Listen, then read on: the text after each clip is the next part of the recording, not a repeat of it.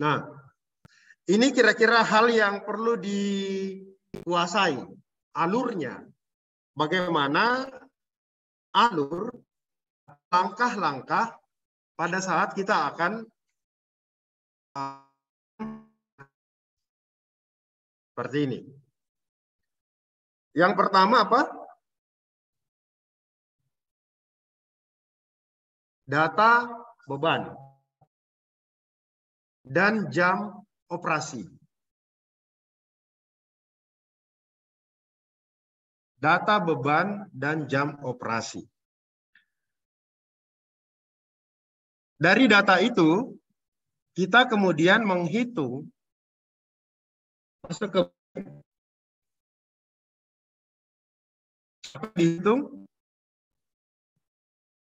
menghitung kebutuhan energi per hari.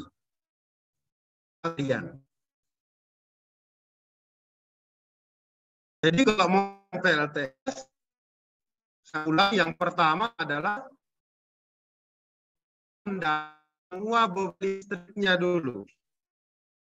Yang mau disuplai listrik ini apa saja, ya? Kalau misalnya hitungannya rumah atau misalnya satu kampung atau satu desa misalnya, nah itu semua harus didapat bebannya, ya.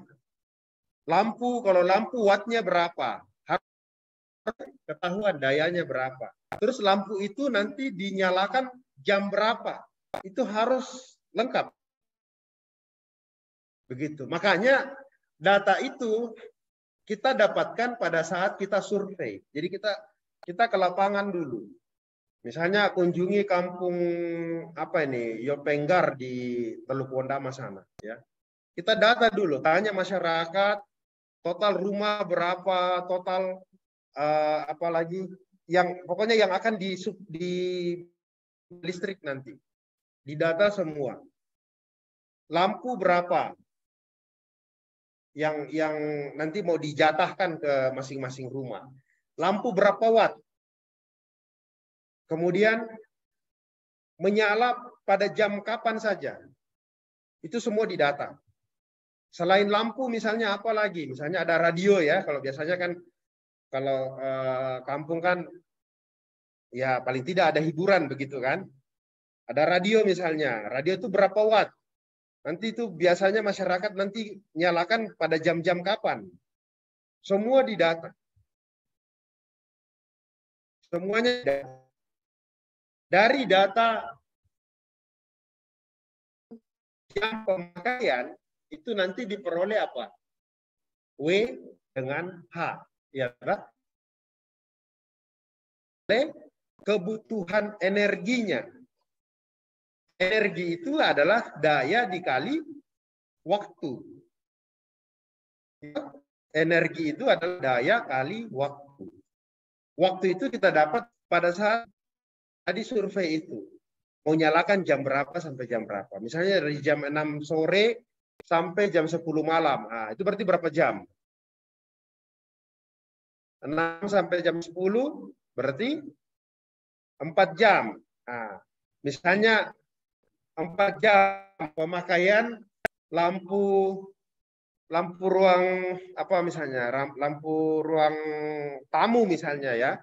Lampunya ya untuk suasana kampung ya cukup 5 watt misalnya. Berarti 5 watt kali 4 jam. Kan gitu toh?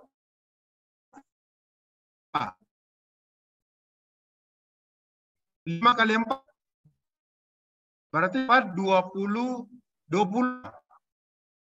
satuannya 20 watt jam, bukan watt lagi, kan ada jamnya. Atau 20 WH, ya. WH atau watt. Nah, itu di total semua. Dalam satu hari berapa semua pemakaian? Energinya yang dibutuhkan, ya.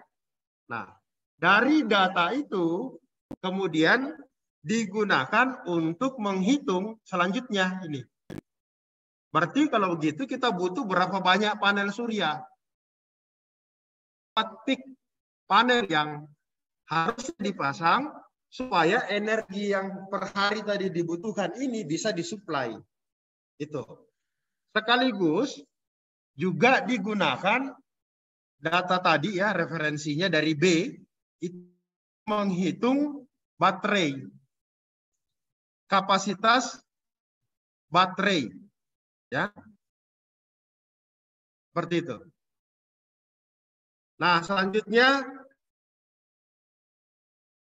selanjutnya masuk ke daerah perancangan sistem kelistrikannya. Jadi pilih, nah tadi kan di sini, oh berarti total watt peak-nya berapa, kan? Nah, kemudian nanti masuk ke sini, nah, pilih modulnya. Modulnya yang dipilih itu berapa? Berapa watt peak? Ya, berapa watt peak? Berapa banyak panel? Kalau misalnya hitungannya 10, berarti 10 panel ini diambil luas berapa meter persegi? Semua dihitung di situ, di bagian D. Ya, nanti menghitung modul dan seterusnya. Kemudian juga menghitung kapasitas daya dari SCC, ya, Solar Charge Controller. Seperti itu. Bahkan inverter nanti ya ada. Kemudian apa lagi? Menentukan tegangan kerja dan menghitung ampere hour dari baterai. Oke, sudah. Kemudian menghitung kapasitas daya beban maksimum. Nanti jadi referensi untuk memilih ukuran inverter. Sebenarnya dari bukan cuma ini ya, bukan daya beban maksimum ke inverter ya, sebenarnya WP juga dari C ke H seharusnya. Kira-kira langkah-langkahnya. Ada yang mau ditanyakan?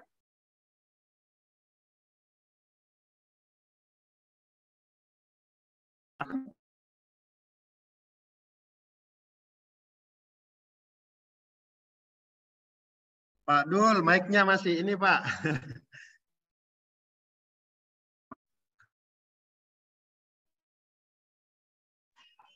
Aduh, maaf Pak Antonius, tadi saya salah masuk ya. Ternyata link Gimana, rapat. Pak? Masuknya ke link rapat. Oh, itu baru saya tanya, oh ke sini. Ya, ini menambahi aja mungkin dari penjelasan Pak Antonius buat mahasiswa kita yang supaya lebih paham lagi. Jadi antara off grid sama on grid nanti berbeda gitu. Jangan sampai perhitungannya sama. Karena kalau off grid yang penting itu adalah butuh baterai berapa untuk bisa memenuhi kebutuhan beban. Nah, nanti betul, Pak. Ya, nanti solar cell-nya butuh berapa untuk ngecas baterai, itu bedanya di situ. Ya. Solar cell berapa untuk mengecas baterai agar dia tercukupi, bisa penuh ya, di dalam. Kan nanti kalau malam dipakai kalau off grid. Nah, ya, beda ya, kalau on grid nggak perlu ngitung baterai, langsung aja nggak ada, ya, betul Pak. Ngitung ke ini solar panel. Dan langsung hitung disesuaikan dengan tegangan, terutama tegangan pada jaringan distribusi yang mau di on grid-kan. Makanya ini paling terpenting nih kalau di lapangan ya. Kadang-kadang panel surya kan keluaran tegangannya belum tentu sama antara yang satu dengan yang lain. Mungkin ada kehalang ya seperti teorinya apa dari Pak Antonius dulu itu sebelumnya. Betul. Ada kehalang kan tegangan dia berkurang gitu. Ya. Maka di sini antara tegangan berkurang ini khawatirnya nanti di saat hubungan seri paralel. Kalau terjadi percabangan, maka tegangan yang kecil akan dimasuki tegangan yang besar nantinya gitu. Iya, betul Pak. Makanya kalau di lapangan nanti ada tambahan alat sebenarnya Pak yang namanya oker atau belitan untuk penaik tegangan. istilahnya stabilisasi tegangan keluaran. Sehingga giliran tegangan keluaran masuk, dilingkan dengan tegangan PLN, jangan sampai lebih kecil. Ya. Lebih kecil, tapi nanti malah yang PLTN